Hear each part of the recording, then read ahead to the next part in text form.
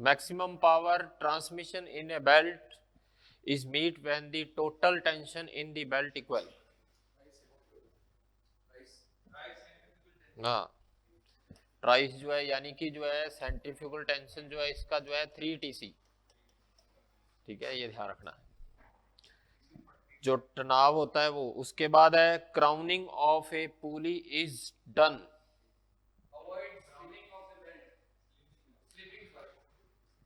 हाँ, स्लिप होने से, बेल्ट को स्लिप होने से रोकने के लिए उसकी क्राउनिंग की जाती है, ये बात ध्यान रखनी है बेल्ट के अंदर।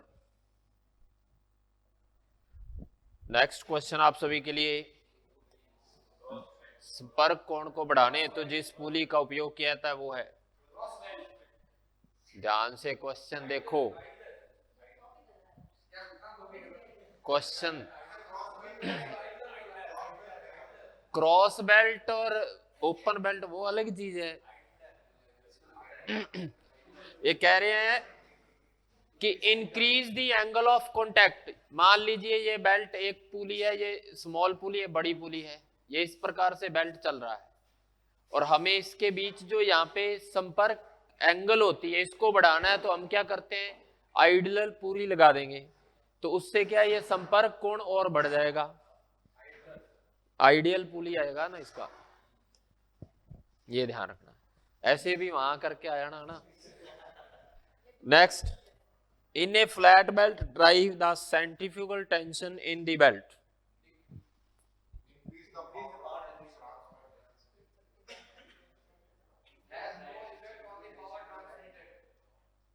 क्या होगा?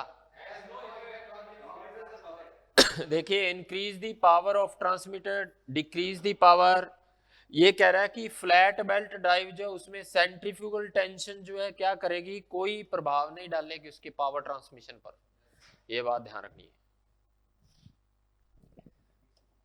नेक्स्ट आपके लिए, which is a positive drive, timing belt. और टाइमिंग बेल्ट जो है इस पे क्या होते हैं, दांतेदार बेल्ट होती है ये, हाँ, टीथेड बेल्ट होती है, ये ध्यान रखना है। गियर ड्राइव, ये सारे के सारे जो है पॉजिटिव ड्राइव में आते हैं, ये ध्यान रखना है। उसके बाद नेक्स्ट आपके लिए, in a cross belt drive both pulley are rotated in direction opposite, एक दूसरे के अपोजिट डायरेक्शन में।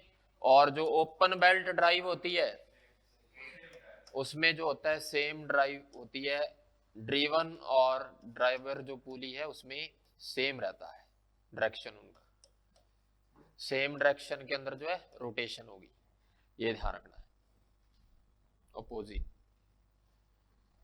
नेक्स्ट है आपके लिए,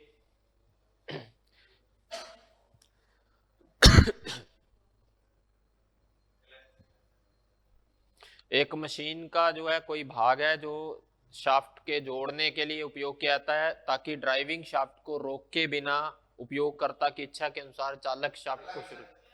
कौन होता है? क्लच। क्लच का काम ही यही होता है पावर को इंगेज और डिसंगेज करना, ये ध्यान रखना है, ठीक है। नेक्स्ट आपके लिए,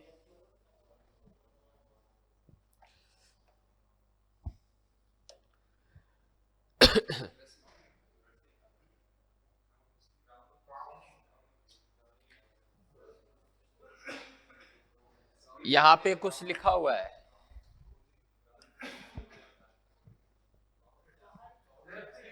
ड्रेसिंग, ड्रेसिंग आएगा इसका, वो पाउडर जो हम डाल रहे हैं जिससे फ्रिक्शन फोर्स बढ़ जाए, ड्रेसिंग कहते हैं उसे। क्रीप होता है बेल्ट का रेंगना, ठीक है, बेल्ट जो है ड्रिवन पुली या दूसरी साइड में बेल्ट जो है उसके पीछे रेंगती है। क्राउनिंग हमने देख लिया, जो बेल्ट को स्लिप होने से रोकती है। स्लिप अलग है, स्लिप परसेंटेज में होती है हमेशा, ठीक है। ड्रेसिंग होती है जब पुली एक दूसरी पे स्लिप ना करे, उसको रोकने के लिए पाउडर जो है हम डालते हैं जिससे फ्रिक्शन फोर्स जो है बढ़ जाती है। नेक्स्ट आपके लिए,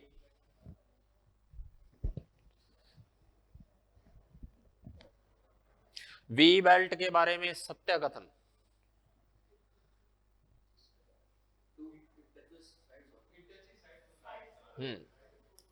ये सिर्फ किनारों से टच करती है वी बेल्ट, ये ध्यान रखना है। और वी बेल्ट जो है इस प्रकार से जो वी बेल्ट होती है ट्रेपेजोइडल शेप की होती है, इसका एंगल कितना होता है भाई? 30 30 या 40, ये ध्यान रखना, 30 या 40 डिग्री होता है, 45 नहीं होती। 45 तो वो तो वी ब्लॉक जो होते हैं उनका होता है 45, इसका 40 या 30, ये ध्यान रखना, ज्यादातर 40 ही होता है, ये ध्यान रखनी है। नेक्स्ट आपके लिए stretching in a belt controlled by the, belt की जो है स्ट्रेचिंग जो है उसको कंट्रोल किया जा सकता है।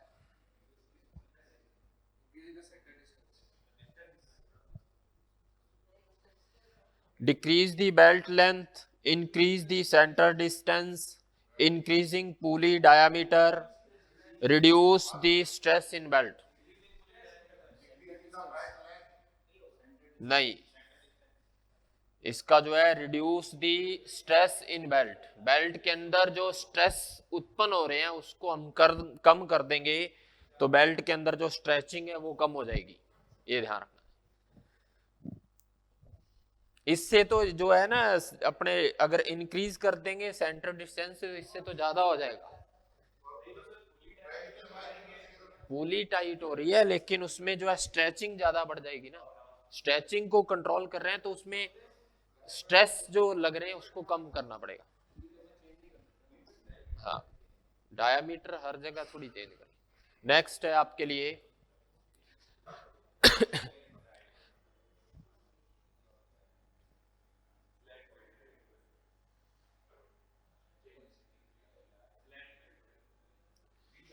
Which of the following drive use a constant velocity ratio positive drive? Positive drive और कांस्टेंट वेलोसिटी रेशियो है, ये ध्यान रखना, ये दो ही लाइन है इसके आंसर। पॉजिटिव ड्राइव जो है अपने पास चैन, क्या गियर नहीं, उसने वेलोसिटी कांस्टेंट बोला ना, कांस्टेंट वेलोसिटी पॉजिटिव और विद लार्ज सेंटर डिस्टेंस, ठीक है ना। सेंटर डिस्टेंस जब ज्यादा हो ड्रिवन और ड्राइवर शाफ्ट के बीच, ये लाइन है ना, ये इंपॉर्टेंट है। उसने कहा कि सेंटर डिस्टेंस ज्यादा होगी तब होगा, और उसमें गियर तो हम पास पास में लगाते हैं, जो दो शाफ्ट पास में होंगी तो यूज करते हैं, और चैन या बेल्ट ड्राइव जब ज्यादा दूरी पर होता है सेंटर तब यूज करते हैं। नेक्स्ट आपके लिए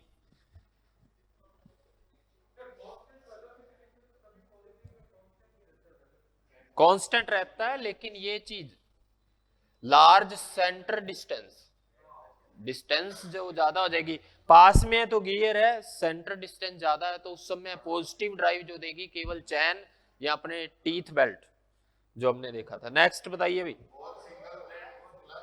wait consider in wet clutch, wet single plate dry आते हैं ज्यादातर, मल्टी प्लेट क्लच जो बाइक में यूज करते हैं हम, हाँ बाइक में यूज किया था। मल्टी प्लेट क्लच जो है ये ज्यादातर जो है वेट क्लच होते हैं, ड्राई सिंगल प्लेट जो ट्रैक्टर है ट्रक है उनमें सिंगल प्लेट वेट क्लच ही होते हैं ज्यादातर। नेक्स्ट आपके लिए, निम्न में से कौन सा कारण जो है बेल्ट ड्राइव में क्रीप के लिए सही नहीं है? बेल्ट में तनाव की वजह से वृद्धि होती है, बेल्ट सामग्री जो है, जो plasticity of belt material, elongation of belt material, differential elongation of belt due to difference in tension on two sides of pulley. Creep के लिए सही है, सही है ना, लिखा है करेक्ट ही तो लिखा है, इसका ये होगा डी, डी होगा। गिरनी के दोनों किनारों पर तनाव में अंतर के कारण बेल्ट जो है डिफरेंशियल एलोंगेशन बढ़ेगी। नेक्स्ट आपके लिए, pressure distribution in the uniform wear theory is, एक समान घिसने की चाल जो है ये होती है रेडियस के इनवर्सली प्रोपोर्शनल, हाँ रेडियस के इनवर्सली प्रोपोर्शनल होती है प्रेशर डिस्ट्रीब्यूशन जो है यूनिफॉर्म जो है बेल्ट के अंदर।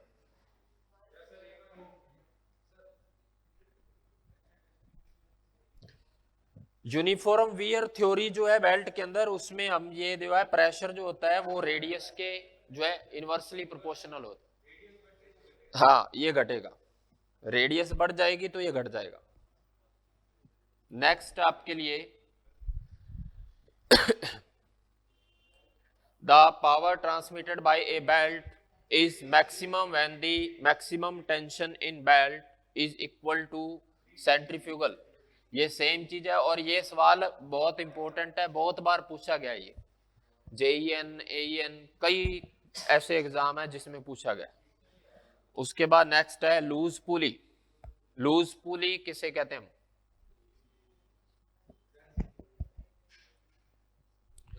जो fast and loose pulley. Loose pulley होती है जो इंडिपेंडेंट रन कर सकती है, ये ध्यान रखना है, ठीक है ना। फास्ट एंड लूज पुली जो होती है इस प्रकार से जो है अपने शाफ्ट पर लगे होते हैं, ये ध्यान रखना है, fast and loose pulley. Next question आप सभी के लिए, सिंक्रोमेश गियर बॉक्स में कौन सा क्लच विन्यास प्रयुक्त किया जाता है? सिंक्रोनस गियर बॉक्स जो होता है उसमें कौन सा क्लच जो है यूज करते हैं जिससे गियर मैच होते हैं? Dog clutch. डॉग क्लच जो है इसका हम यूज करते हैं, ये ध्यान रखना। उसके बाद नेक्स्ट है, ये फिर से वैसा ही सवाल आ गया केवल किनारों पर, ठीक है ना। हाँ,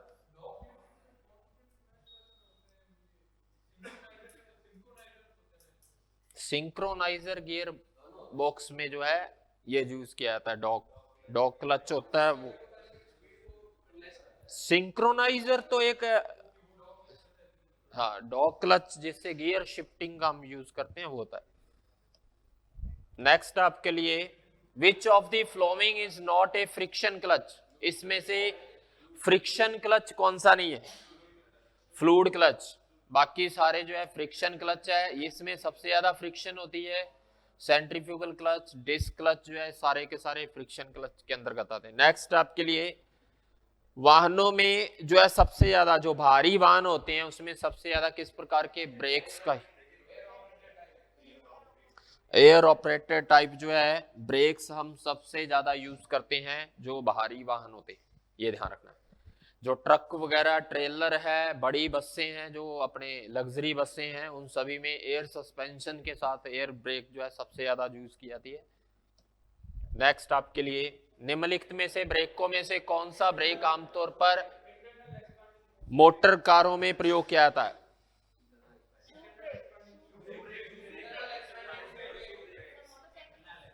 इंटरनल एक्सपांडिंग ही होते हैं। इंटरनल, देखो ये ब्रेक ड्रम है, इसके अंदर ये ब्रेक शू लगे होते हैं। ब्रेक शू जो लगे हुए हैं, ये यहां पे स्प्रिंग लगी होती है और ये सिर्फ जो है इंटरनल एक्सपांडिंग होते हैं, ये ध्यान रखना है। नेक्स्ट है, creep in a belt drive is due to, हाँ, इसमें जो है आपके कसे हुए पार्श्व से शीतलन पार्श्व की ओर जाते समय जो है असमान विस्तार और संकुचन होता है, क्रीप जो होती है बेल्ट के अंदर, ये ध्यान रखनी है। ब्रेक शू जो है इसकी लाइनिंग किसकी होती है? एस्बेस्टस यूज की जाती है। ये स्प्रिंग लगा होता है यहाँ पे, और यहाँ पे जो अगर हाइड्रोलिक ब्रेक है या एयर ब्रेक है तो इसमें व्हील सिलेंडर लगा होगा जो अपने ब्रेक के अंदर लगता है। नेक्स्ट आपके लिए, पट्टे द्वारा प्रेषित शक्ति निर्भर करती है। The power transmitted by means of the belt, सभी पे करेगी, उसकी वेलोसिटी पे, टेंशन पे, और उसके बीच जो है संपर्क होता है सभी पे, ये हो जाएगा इसका। नेक्स्ट आपके लिए, the creep in a belt drive is due to, हाँ, बेल्ट ड्राइव में जो है विरूपण का कारण होता है unequal tension and slack of the belt, ये ध्यान रखनी है।